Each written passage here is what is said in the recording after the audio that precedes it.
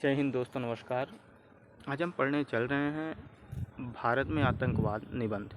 अगर आप board exam की तैयारी कर रहे हैं, क्लास 9th में है, 10 में है, 11 में है, 12 में है, तो ये वीडियो आपके लिए बहुत महत्वपूर्ण है, क्योंकि हर साल और हर बार, चाहे आप 9th में हो या 10 में हो, 11 हो, 12 में, हर बार ये एग्ज़ाम में पूछता है। तो आइए स्टार्ट करते हैं। सबसे पहले तो हमें इसकी रेखा देख लेनी होगी कि हमें क्या लिखना है इसमें। हमें इसमें सबसे पहले प्रस्तावना हमारी हेडिंग होगी, फिर होगी आतंकवाद का अर्थ, फिर आतंकवाद के कारण, उसके बाद आतंकवाद के परिणाम, आतंकवाद के रोकने का उपाय और छठा लास्ट में उपसंहार। ये इतनी हेडिंग हमें पढ़नी है। आइए प्रस्तावना देखते हैं। वर्तमान मानव स्वभाव की चिर परिचित प्रक्रिया है। इसी परिवर्तन के फलस्वरूप आज हमारे देश में चारों तरफ आतंकवाद व अलगाववाद की आंधी आई हुई है। जब भी किसी राष्ट्र में निजी स्वार्थ से अधिक पनपता है तो इसी प्रकार की घटनाएं जन्म लेती हैं। आतंकवाद में अपने हिंसात्मक कारनामों से जनता के अंदर इतना भय उत्पन्न कर दिया जाता है कि वह बौखला उठती है। भारत में कुछ इस्लामिक संगठनों एवं विदेशी आतंकवादियों द्वारा विस्फोटों, हत्याओं का सिलसिला आज भी जारी है। इन कारनामों को अंजाम देने के लिए ICC, JKLF, लश्कर-ए-तोयबा जैसी संस्थाएं भारत की सुख शांति को खत्म कर रही हैं, यानी आप कहें कि खत्म करना चाहती हैं। आतंकवाद का अर्थ अपने निजी राजनीतिक स्वार्थों की पूर्ति के लिए विभिन्न बाह्य शक्तियों जब किसी राष्ट्र में व्यापक स्तर पर जनता में अपने भयानक कारनामों के द्वारा भय, असंतोष तथा असुरक्षा की भावना को फैला देती है, तब उस स्थिति को हम आतंकवाद कहते हैं। आतंकवाद के कारण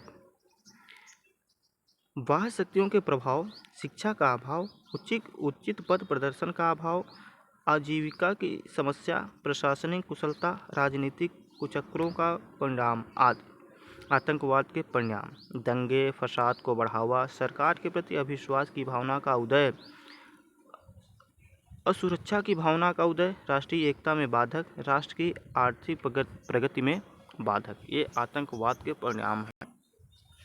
आतंकवाद को रोकने का उपाय: आतंकवाद से लड़ने का कोई भी नया तरीका हमारे देश में अभी तक ईजाद नहीं कर पाया है। पिछले कई सालों से देश आतंकवाद की चपेट में है, इसलिए इस पर अभी तक किसी भी तरीके से काबू नहीं पाया जा सका है। आतंकवाद को दूर करने के लिए सरकार, पुलिस, अर्धसैनिक बल, सेना की मदद ले रही है, किंतु आतंकवाद को रोकने में पूर्णतः सफलता नहीं मिल सकी है। फिर भी हम कुछ उपायों को निम्न रूप से समझा सकते हैं, जैसे उचित नैतिक शिक्षा, बाह्य एवं विध्वंसक शक्तियों का कठोरता से दमन, जनता में जागरूकता की भावना पैदा करना, सीमाओं पर कठोर नियंत्रण, राजनीतिक एकता आदि। उपसंहार: भारत सरकार द्वारा अपनाई गई सकारात्मक नीति का अंतर्राष्ट्रीय देशों ने स्वागत किया है। भारत ने कहा है कि आतंकवादी गतिविधियों को पाकिस्तान पहले बंद करता है तो भारत शांति वार्ता के लिए हमेशा तैयार है। यानी आतंकवाद कहाँ से आ रहा है? पाकिस्तान से। और अगर पाकिस्तान इसको पहले बंद करता है तो भारत शांति से बात करेगा, अन्यथा भारत भी शांति से बात नहीं करेगा, न तो शांति से रहेगा। ठीक। उसने कहा है कि किसी भी समस्या का हल परमाणु बम का प्रयोग अथवा युद्ध करने से नहीं होता, और भारत ये कहता है कि किसी भी समस्या का हल न तो परमाणु बम से और ना ही युद्ध करने से होता है, बल्कि शांति से बैठकर बात करने से होता है।